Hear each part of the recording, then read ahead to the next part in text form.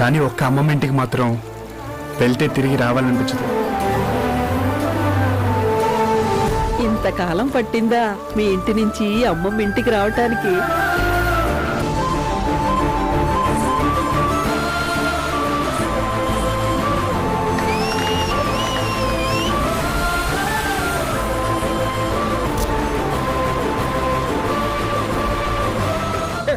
యాసంకాలం సెలవులకి ఎంజాయ్ చేయడానికి వచ్చినట్టు వచ్చావు.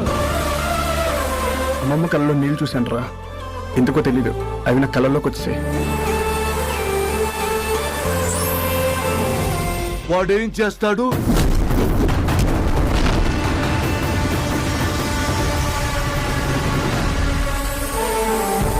అమ్మమ్మకి నచ్చితే ఏమైనా చేస్తాను రా, దాంతో వచ్చే ఆనందమే వేరు. ఒక లక్ష్యమా?